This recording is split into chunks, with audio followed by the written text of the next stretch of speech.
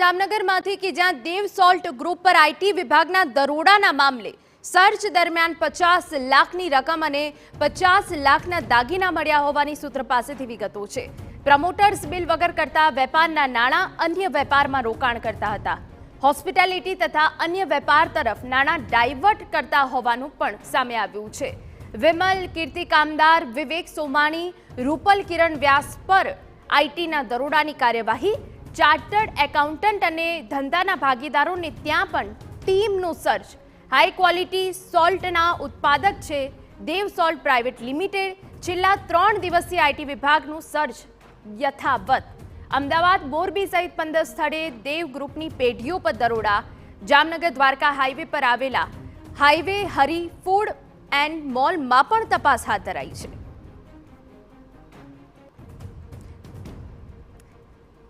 સંવાદદાતા સલમાન ખાન વધુ વિગતે વાત કરવા જોડાયા છે। સલમાન, પૂરી વિગત। હિના, જે પ્રકારે વાત કરવામાં આવે છે, રાજ્યમાં ફરી એક વખત જે કહી શકાય કે આયકર વિભાગ દ્વારા જે મેગા ઓપરેશન છે તે હાથ ધરવામાં આવ્યું હોય તે પ્રકારે છેલ્લા 3 દિવસથી આવક વિભાગ દ્વારા જે રીતે જામનગરના જે જાણીતા દેવ ગ્રુપના 15 જેટલા સ્થળો છે કે જ્યાં દરોડા છે તે પાડવામાં આવ્યા છે। સૂત્રોનું જો માનીએ તો 50 લાખ રૂપિયા રોકડ અને 50 લાખના દાગીના મળીને કુલ 1 કરોડ જેટલાની મત્તાની જે કહી શકાય કે આ મુદ્દામાલ છે તે બે હિસાબી મળી આવ્યું છે। આ ગ્રુપ પરના જે દરોડા દરમિયાન જે હાથ લાગેલી તમામ જે વિગતોને ધ્યાનમાં લેતા 15 થી વધુ 20 જેટલા સ્થળો સુધી પહોંચવા જવાની સંભાવના છે તે હાલ સેવાઈ રહી છે।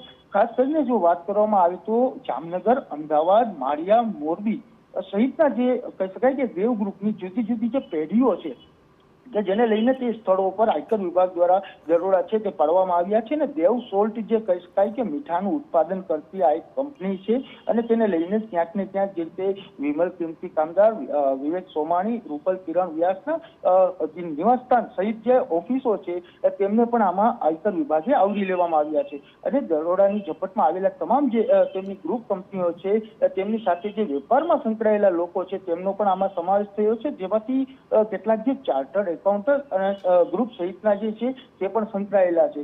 ખાસ જો વાત કરવામાં આવે તો જે રીતે આયકર વિભાગ દ્વારા અમદાવાદ, જામનગર, મોરબી, માળિયા સહિતના જે દરોડા પાડવામાં આવ્યા છે તેમાં ક્યાંક ને ક્યાંક જે રીતે દેવ ગ્રુપના જે પ્રમોટર્સ બિલ કરવામાં આવતા હોવાના અને જે રીતે આ મીઠાનું જે વેપાર છે તેના નાણાં છે તે હોસ્પિટાલિટી તેમજ જે રીતે અન્ય બિઝનેસ તરફ જે ડાયવર્ટ છે તે કરવામાં આવતા હોવાનું છે તે પણ ધ્યાને આવ્યું છે। અને દેવ ગ્રુપની જે કંપનીઓ છે તેમાં જે રીતે રોકડમાં અને બિલ વિનાના જે ખાસા વ્યવહારો કર્યા હોવાનું હાલ ધ્યાને આવ્યા હોવાનું સૂત્રો દ્વારા છે તે સૂત્રો દ્વારા માહિતી બિલકુલ એટલે 3 દિવસે આઈટી વિભાગ દ્વારા સર્ચ ઓપરેશન કરવામાં આવી રહ્યું છે। 15 સ્થળે દેવ ગ્રુપની પેઢીઓ પર દરોડાની કાર્યવાહી થઈ છે।